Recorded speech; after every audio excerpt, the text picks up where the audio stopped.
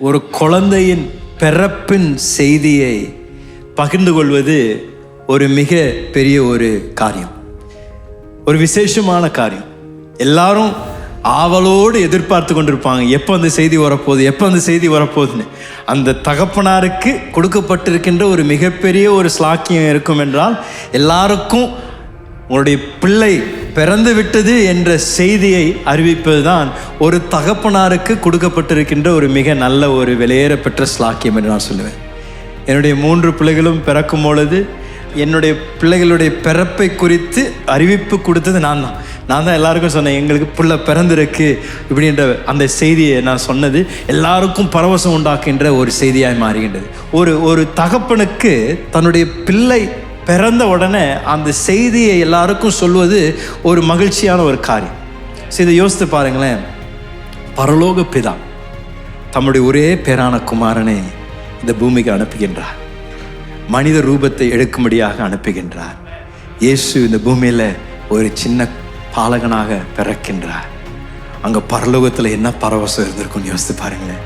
பரலோக பிதா அவருடைய மகன் இந்த பூமியில் பிறந்ததை குறித்து அறிவிக்க அவர் துடிச்சிருக்க மாட்டாரா?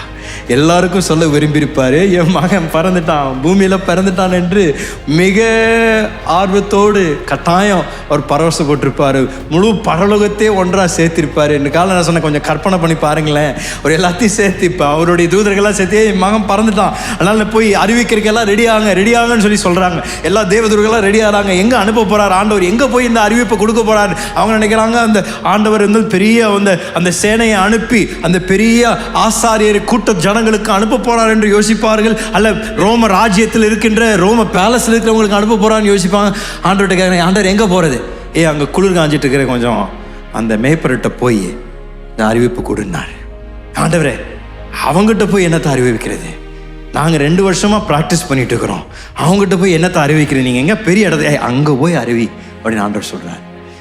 அவருடைய மகனுடைய பிறப்பை ஆண்டவர் யாருக்கு அறிவிக்கின்றார்னா, சாதாரண மெய்ப்பர்களுக்கு ஆண்டவர் அறிவிக்கின்றார்.